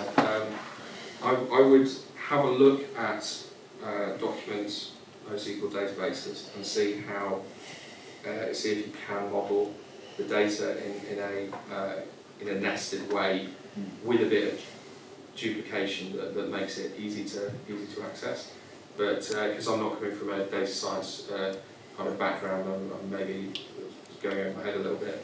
But maybe have a look at that, and then also maybe there's some acceleration that you could do in that in the way that it's queried using something like Elasticsearch or something like that to maybe query the data in a slightly different way. There's also ways that data can be stored in kind of a relational way, and then using some of the kind of Hadoop tools and things to do MapReduce to pre-query some of the data, if that's if that's possible. Yeah. Is the idea of a graph database useful or not at all? Yeah, it could be. Yeah. That's what I was thinking. I don't do much with graph databases, because so graph databases, and every time I come across them, they've been difficult to scale. So they've been. I won't look at that. Yeah. But they will get to the point, I'm sure. Yeah. That's my limited experience. Is it sounded really like a nice idea, and the last place I worked, it didn't scale very well. That's exactly the same. Actually, there's a project by Netflix, which is based around querying data using graph query language, and we attempted to deploy an application to go with a project that we were using it, and we ended up rewriting the project. I think one thing that stuck out for me throughout the talk is, and you said one line which really made it click for me.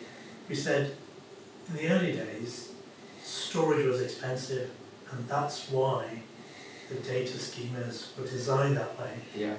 That underlying reason is no longer true. So they can dump that kind of design. But what seems to be apparent if we look at the last 10, 20 years is the databases have become much more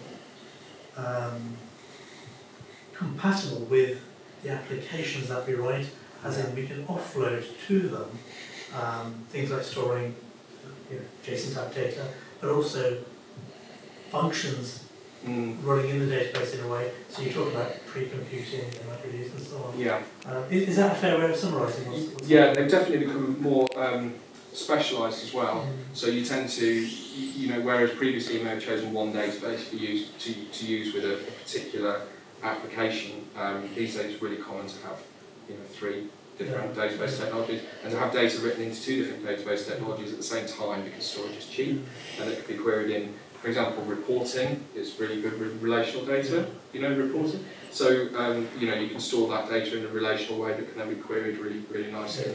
But then the master for that data is stored in a NoSQL way that is the actual kind of running of the application, that dealing with the high quantity of users. And you said something as well, is that the developer or the makers of an application now have to embrace choice and say, I'm happy for this just to go off and hope it's written, or I want the database to tell me that there's 2 properly done before I proceed. Yeah. Choice is in the hands of the developer. So to again go back to this idea of embracing choice that best matches your need. It's really rare that a client will come to you, especially one that knows nothing about technology, and say, I do not want you to use TDD on this project, I do not want you to use pair programming on this project. I think it's clear if you look at the studies that you actually it ends up being a quicker project if you do those kind of things. And the same thing is like thinking. It's very rare that a client will come to you and say, you must use MySQL for this project. It's normally us as developers, that are architects, that are going to them saying, well, you know, I know you said you wanted to base this on WordPress, but, you know, we're good at what you're trying to do. It's just saying that we still have to do that, but it's tricky. I don't think we're ever going to get away from it. Any other questions? Just on a practical level, many of these things, like, for example, like Couchbase you said, if I just go to GoDaddy and hire a server or whatever, I'm almost certainly only going to get in MySQL, and or occasionally I'll get Postgres or something like that. How many of these extra solutions are going to be available are available on the run-of-the-mill sort of operations? And how would I implement, or how would I integrate it into an application? I think you need to look a bit wider. There are definitely a subset of they normally call it hosting providers, where you buy server time from, and they give you kind of a pre-packaged. This is what our server looks like. I think it's much more logical. I've seen a lot of money wasted on projects where they've started out on one of those platforms and then had to migrate to another platform. It was actually the one I'm thinking of was Google Cloud. They migrated to, and the problem was all of their data had to come along with them.